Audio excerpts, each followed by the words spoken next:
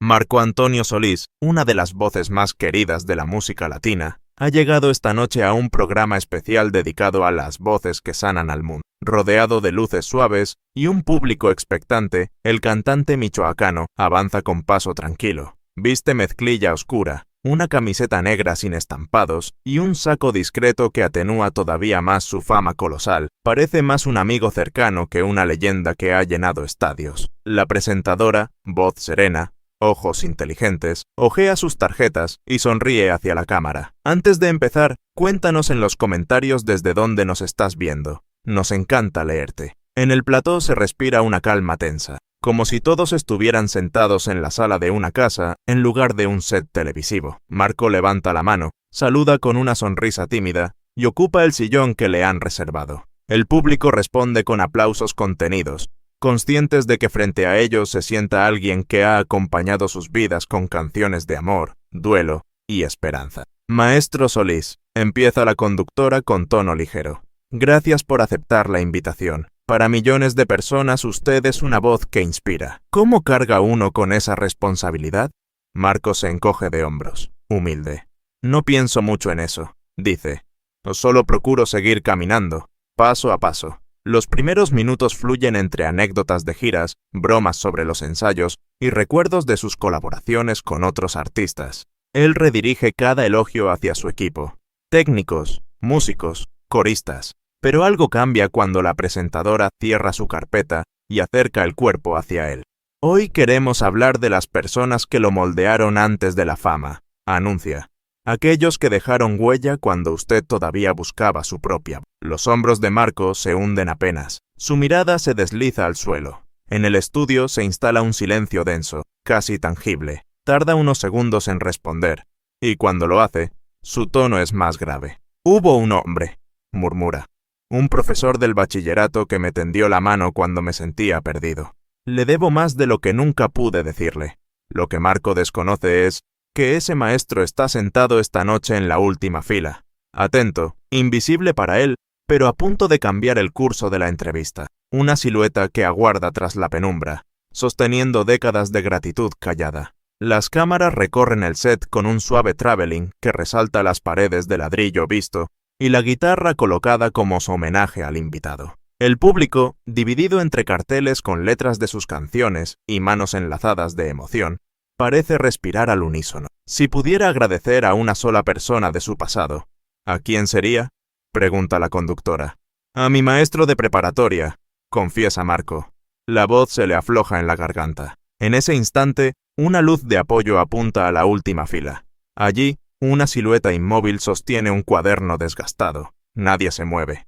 Algo enorme está a punto de suceder, aunque todavía nadie comprende su alcance. El silencio que siguió a la revelación pareció dilatar cada segundo. Desde la iluminación cenital caía una luz ámbar que hacía brillar las motas de polvo suspendidas, como si el tiempo mismo estuviera hecho de partículas visibles. Marco respiró hondo. El olor tenue de barniz y café del backstage se mezcló con un leve aroma a lavanda que salía del pañuelo que la presentadora llevaba en la muñeca, un detalle mínimo que, sin embargo, ancló la escena en la realidad.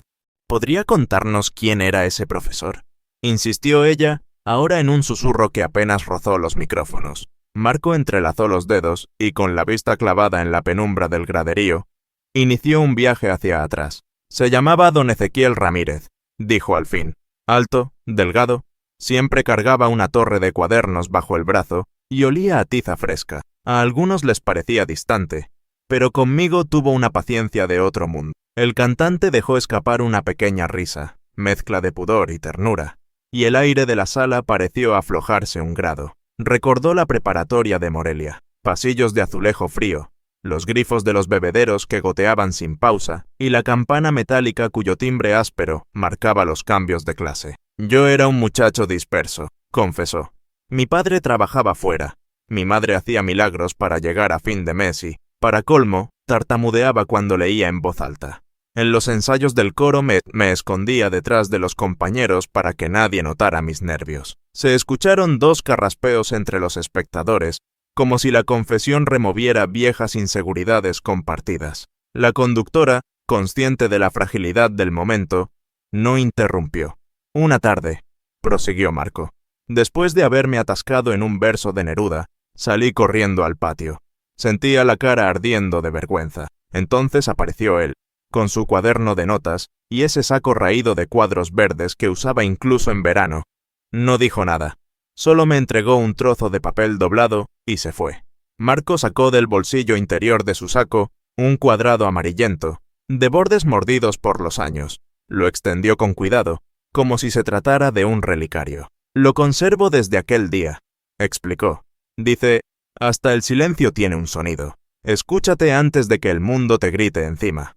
Esa frase me sostuvo cuando quise renunciar a la música, cuando un productor me cerró puertas, cuando perdí a un amigo en la carretera. Mientras hablaba, la cámara hizo un paneo lento hacia la última fila.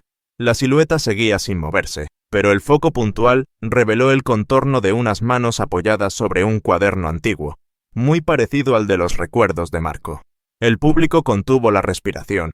Se escuchó el zumbido lejano de un reflector, y un técnico se vio obligado a girar la perilla para bajar uno de los ventiladores que amenazaba con romper el hechizo. «Maestro Solis», intervino la presentadora, con voz trémula. «¿Alguna vez pudo agradecerle?» «Nunca», respondió él. «Me marché a la Ciudad de México con 18 años y perdimos contacto. Supe que había enfermado, pero los rumores se desvanecieron. Pensé que ya no estaba entre nosotros». Una lágrima lenta asomó en la comisura de su ojo izquierdo. No llegó a caer. Marco la secó con el dorso de la mano, gesto que el público premió con un aplauso suave, casi un abrazo colectivo. El monitor de retorno mostró entonces un clip breve. Fotografías en blanco y negro del joven Marco con uniforme escolar, el profesor Ramírez señalando un texto en el pizarrón y un grupo de estudiantes actuando una obra en el auditorio del plantel. La música de fondo, solo un rasgueo de guitarra en mi menor, subrayó la nostalgia sin robar protagonismo a la narrativa. Al terminar el video, la conductora tomó aire. «Sé que esta carta significó un antes y un después», dijo señalando el papel, «pero esta noche hemos recibido algo que tal vez cierre el círculo». Se inclinó sobre la mesa de cristal y levantó un sobre marfil, ligeramente curvado por el tiempo. Marco frunció el ceño, intrigado. «Llegó esta mañana, sin remitente claro», explicó ella. «Está dirigido a usted». La cámara se aproximó al rostro del cantante. Las pupilas, dilatadas, la mandíbula, apenas tensa. Con manos temblorosas rompió el sello de cera. Dentro encontró una hoja escrita con la misma caligrafía esbelta de su tesoro adolescente. «Tu voz fue mi refugio cuando la mía no alcanzaba. Gracias por cantar lo que yo no podía decir», rezaba la nota. Un murmullo se propagó por las gradas, como un viento leve. Marco apretó la nota contra el pecho. Inhaló el leve aroma a papel añejo y miró directo hacia la sombra en la última fila, intuyendo que aquella pluma y aquellas manos pertenecían a la misma persona. La presentadora, con un nudo en la garganta, guardó silencio. El estudio entero se volvió un santuario de segundos suspendidos. Entonces, en el fondo, la figura se inclinó hacia adelante. Un destello de luz permitió ver un mechón de cabello cano y la punta de una corbata bordó. Fue suficiente para que Marco reconociera algo, quizá la postura, quizá el temblor sutil de esos dedos, y se pusiera de pie, como obedeciendo a un llamado antiguo. El público imitó su movimiento. Algunos se levantaron, otros miraron boquiabiertos, y hubo quien se llevó la mano al corazón como si el órgano necesitara contención ante tanta emoción comprimida. Nadie se atrevió a hablar. Hasta los focos del techo parecieron disminuir su zumbido para no perturbar el reencuentro que se gestaba, invisible aún, pero inminente. Con la carta aún en la mano, Marco dio un paso adelante. Sus botas de cuero chirriaron sobre el piso de madera pulida y el eco rebotó en las paredes de ladrillo. Cada microsegundo se alargó como un acorde sostenido. Y ahí terminó la espera. Desde la penumbra se oyó un carraspeo frágil, seguido de una voz rota pero firme. «Nunca es tarde para decir de nada». La frase, apenas un susurro, se expandió por el foro como una ola cálida. Marco abrió los labios, incapaz de articular una respuesta inmediata. El público, consciente de la intimidad del instante, se mantuvo en vilo, aguardando la siguiente nota de aquel concierto de gratitud. De pronto le vino la imagen del viejo auditorio de la preparatoria. Telones polvorientos, olor a madera húmeda y el profesor Ramírez ajustándole un micrófono casero antes de su primer monólogo. «No busco perfección, busco verdad», le había susurrado. Tras aquel estreno, solo se oyó la lluvia golpeando las láminas del techo y un aplauso solitario que cambió su destino. La presentadora volvió a tomar la palabra. Si hoy pudiera hablarle directamente, ¿qué le diría? Marco respiró profundo. Le diría que cada nota que canto lleva su nombre en silencio, y que cuando el público enciende sus celulares, yo veo la linterna que él encendió en aquel salón de pupitres desgastados.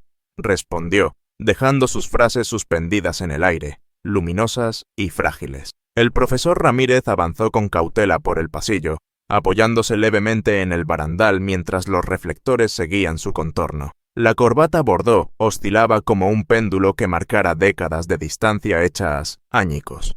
2 escalones antes de llegar al escenario, Marco descendió a su encuentro. Ninguno pronunció palabra. Cuando quedaron frente a frente, el cantante alzó las manos, dudó un instante y finalmente abrazó a su viejo mentor con la energía contenida de un hijo que regresa. El público estalló en un aplauso que, aunque breve, sonó inmenso. Después la sala volvió a aquietarse, como si el eco fuese un sacrilegio. Marco temblaba. Ramírez, más pequeño de lo que él recordaba, palmeó su espalda con ternura. «Muchacho, sigues afinando con el corazón». Aquella frase, sencilla, arrancó una nueva ola de lágrimas discretas en la audiencia. La presentadora se acercó un par de pasos, dejando espacio suficiente para que la intimidad no se sintiera invadida. Con la voz apenas sobre un susurro, preguntó: «Don Ezequiel, ¿por qué decidió venir ahora?» El maestro miró a Marco antes de responder. «Porque el tiempo, igual que la música, tiene silencios que no deben alargarse más de lo debido. Creí que era la última oportunidad de decirle algo en persona». Marco secó sus ojos con el dorso de la mano. «Yo pensé que había muerto», confesó. «Busqué su nombre en directorios y nunca obtuve respuesta». «Estuve enfermo», admitió el maestro. «Canciones tuyas me acompañaron durante las quimioterapias. Cada verso era una carta que me enviabas sin saberlo». La presentadora, conteniendo la emoción, preguntó: «¿Qué sintió al descubrir que el hombre que usted alentó se convirtió en icono mundial?»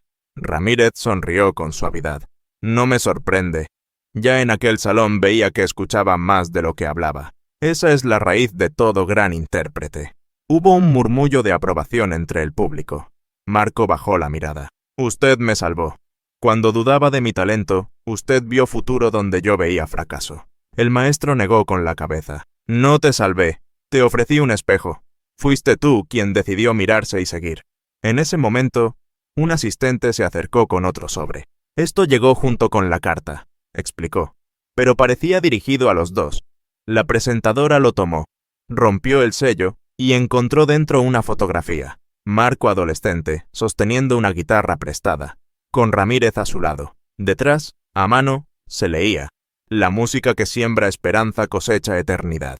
El cantante deslizó los dedos por la imagen, como si pudiera palpar el pasado. Ramírez soltó un leve suspiro, casi un acorde. «Aún queda algo», dijo el maestro, sacando del bolsillo una armónica desgastada. «La usábamos para marcar el tono en los ensayos. Quería que te acompañara de nuevo, esta vez en tus giras». Marco aceptó el instrumento tembloroso. Se lo llevó a los labios y sopló un acorde breve, dulce, que serpenteó por los altavoces e hizo vibrar los bastidores. La multitud respondió con un murmullo reverente. Parecía un amén musical. Entonces la presentadora, retomando el control del programa, invitó a ambos a sentarse en el sofá central. Las cámaras variaron el encuadre para capturar la complicidad, un ídolo global y el profesor que, con tiza y paciencia, lo había despertado. «Quiero que el mundo escuche esto», dijo Marco. «Cada logro mío nació de una semilla sembrada por él. Y cada nota que él canta», añadió Ramírez, «me recuerda que ningún acto de bondad se pierde». La audiencia se puso en pie en una ovación sostenida. Esta vez nadie intentó acallarla. La presentadora alzó ligeramente la voz sobre el aplauso. «Señoras y señores, son testigos de algo más grande que la música. La gratitud hecha canción». El aplauso se prolongó hasta que las manos dolieron. Entonces las luces bajaron suavemente. La atmósfera se llenó de una calma luminosa.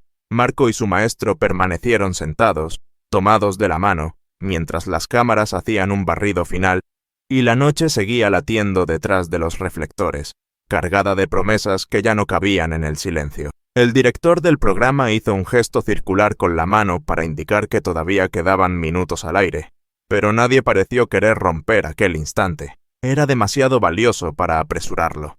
El aplauso se extinguió con parsimonia, como una fogata que agota sus brasas. En ese sosiego, la banda del programa, apenas 4 músicos situados tras un biombo, pulsó un acorde menor muy suave, suficiente para llenar los huecos del silencio sin invadirlo. El maestro Ramírez giró la armónica entre los dedos. La luz reflejó pequeños arañazos en el metal, cicatrices de ensayos pasados. «Tócala», susurró Marco, y el viejo profesor alzó las cejas, sorprendido. «Una nota basta». El público contuvo la respiración mientras Ramírez acercaba el instrumento a los labios. El primer soplido fue un mi grave, áspero como madera cruda.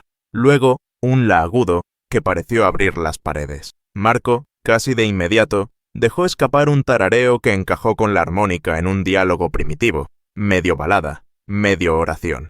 La presentadora retrocedió un paso para no invadir aquel dúo improvisado. La cámara principal se acercó. El objetivo capturó un detalle mínimo. El pulgar de Marco golpeaba su rodilla al ritmo de un compás 6/8, igual que en los viejos ensayos del aula de teatro. Ramírez cerró los ojos. Sus mejillas se inflaron y desinflaron con precisión artesana, y durante unos segundos la audiencia dejó de ser público para convertirse en coro mudo de un recuerdo hecho música. Al terminar la miniatura musical, apenas 30 segundos, se oyó un murmullo colectivo, una exhalación simultánea. Algunos levantaron los celulares para guardar la estampa. Otros prefirieron guardar el instante únicamente en la retina. Marco tomó la mano del profesor y la alzó, como quien presenta a un ganador invisible. «Esta es la nota que me devolvió la voz», dijo al micrófono. «Hace años la escuché detrás de un telón y supe que la música era mi hogar». La presentadora interrumpió con delicadeza. «Maestro Ramírez, ¿recuerda la primera vez que oyó cantar a Marco?» El anciano sonrió, mostrando una fila de dientes algo desvencijados. «Claro, era un ensayo de romancero gitano. Él debía recitar, pero se puso tan nervioso que comenzó a cantar en lugar de hablar. Todos rieron, menos yo. Supe que la voz había encontrado una grieta por donde salir. Las luces del techo bajaron un matiz más, envolviendo el set en tonos ámbar y vino. El realizador había decidido convertir el programa entero en un epílogo audiovisual a la historia de ambos. Sobre la pantalla gigante detrás del sofá aparecieron diapositivas, partituras tachonadas, boletos de los primeros conciertos de Marco en bares de provincia, un viejo casete etiquetado Maqueta, 1991. «Maestro», preguntó la presentadora, «si pudiera resumir su enseñanza en una frase, ¿cuál sería?» Ramírez pensó unos segundos, luego respondió: «La voz es un puente. Quien la cruza debe recordar a quien le sostuvo la cuerda». El plató quedó en silencio otra vez. Marco apretó los párpados para contener la humedad que amenazaba con desbordarse. Cuando abrió los ojos, su mirada se posó en la fotografía proyectada. Él, con 19 años, sosteniendo una guitarra desgastada, Ramírez detrás, una mano sobre su hombro. «¿Sabes?», dijo el maestro, señalando esa imagen. «Esa guitarra era de la escuela. La compramos con rifas y venta de empanadas. Ahora pertenece a ti. Sigue colgada en la sala de profesores, esperando que vuelvas por ella». La revelación provocó un murmullo emocionado. Marco se llevó la mano al corazón. «Prometo pasar a recogerla», susurró. «Necesito que me acompañe en la próxima gira». La presentadora intervino de nuevo. «Y hablando de giras, esta noche contamos con un regalo especial». Señaló al fondo del escenario, donde un técnico destapó una pequeña vitrina. Dentro, sobre terciopelo verde, reposaba aquella guitarra restaurada, barniz nuevo pero cuerdas viejas, un puente tangible entre ayer y hoy. Los ojos de Marco se agrandaron. Dio un paso, luego otro, hasta quedar frente al instrumento. Sus dedos rozaron la madera con reverencia. Giró hacia su maestro. «¿Usted lo organizó?» Ramírez negó con la cabeza. «Fue obra de tus antiguos compañeros de clase», explicó la presentadora. Se enteraron de la sorpresa y quisieron completar el círculo. El cantante buscó a la audiencia. En una de las primeras filas 4 adultos levantaron la mano entre lágrimas discretas. Marco les dedicó una inclinación agradecida antes de volver al centro del escenario con la guitarra en brazos. Acarició las cuerdas. Estaban desafinadas, pero sonaban a domicilio. ¿Nos regala un fragmento?, pidió la presentadora, apenas audible. Marco asintió. Se sentó en el borde del sofá y acomodó el micrófono. Pulsó un acorde sencillo, re mayor, y su voz emergió, grave, cercana, en un estribillo antiguo que hablaba de trenes nocturnos y promesas que cruzan desiertos. Al segundo verso, Ramírez alzó de nuevo la armónica y, sin ensayar, encontró la tonalidad exacta. El público no tardó en unirse con palmas tímidas que fueron ganando confianza. No era un concierto convencional, era un ensayo abierto donde el pasado y el presente coreografiaban un vals inesperado. Cuando la última nota se disipó, la sala entera se quedó sin palabra. Fue la presentadora quien, entre un suspiro y otro, logró articular. Creo que acabamos de presenciar una canción que llevaba 30 años componiéndose. El realizador marcó con los dedos que faltaban 2 minutos para corte. La conductora asintió y se dirigió a la cámara principal. «Quédense con nosotros». Al volver, una última pregunta que podría cambiar el rumbo de esta historia. La música de cabecera comenzó a sonar suave, anunciando la pausa comercial, pero todos sabían que la verdadera pausa, la del corazón, seguía latiendo allí, entre un maestro y su alumno, aún abrazados por la penumbra de los reflectores. El programa regresó del corte envuelto en un crepúsculo de luces ámbar. La presentadora se colocó entre Marco y el maestro Ramírez, consciente de que cualquier palabra debía ser ligera para no romper la fragilidad del momento. «Nos resta solo 1 minuto de emisión», anunció. «¿Qué ocurrirá cuando las cámaras se apaguen?» Marco acarició la guitarra, afinada en la tonalidad del recuerdo, y miró a su profesor. «Volveremos a la preparatoria de Morelia», dijo. «Ofreceré un concierto para los alumnos que aún buscan su propia nota, y don Ezequiel abrirá con su armónica». Ramírez parpadeó varias veces, luchando contra la humedad de los ojos. «Que el sonido de ayer ilumine el mañana», murmuró. La audiencia respondió con un aplauso contenido. La presentadora giró hacia el maestro. «¿Algún sueño pendiente?» Él giró la armónica entre los dedos. «Escuchar a mi alumno donde su voz y su silencio se respeten por igual. Si esa noche llega, podré marcharme tranquilo». Ambos se levantaron y caminaron al centro del escenario. Un haz de luz los envolvió. Marco pulsó un la menor nostálgico. Ramírez sopló una nota fina. Luego cayó un silencio pleno que habló más que cualquier estrofa. En las pantallas apareció la frase: «Hasta el silencio tiene un sonido. Escúchalo». Rodaron los créditos, pero nadie abandonó su asiento. La cámara se alejó en traveling lento, capturándolos sentados, la guitarra como puente entre dos épocas. Fuera de antena, el aplauso estalló sin moderación. Los focos se encendieron. El público descendió de las gradas para acercarse. Varios exalumnos ondeaban libretas verdes donde habían anotado frases del programa. Uno gritó: «Nos vemos en el auditorio, profe». Ramírez alzó la mano. La armónica tintineó. Marco tomó un micrófono auxiliar. «Si alguna vez dudan de su canción, recuerden que el silencio también afina». Descendieron del escenario sin prisas. Firmaron portadas, escucharon anécdotas, acomodaron sillas para fotos. Tardaron casi 1 hora en llegar al pasillo de salida. Allí, lejos de los reflectores, Marco guardó la armónica en el bolsillo interno de su chaqueta. «Las deudas de gratitud no prescriben», susurró. «Ni las lecciones de fe», respondió el maestro. Se abrazaron sin grandilocuencia, el tiempo justo para reconocer que el círculo se había cerrado. Al separarse, un asistente oyó a Marco tararear una melodía recién nacida, quizá preludio del concierto prometido. Afuera, la luna delgada colgaba como una púa, afinando las guitarras invisibles de la ciudad.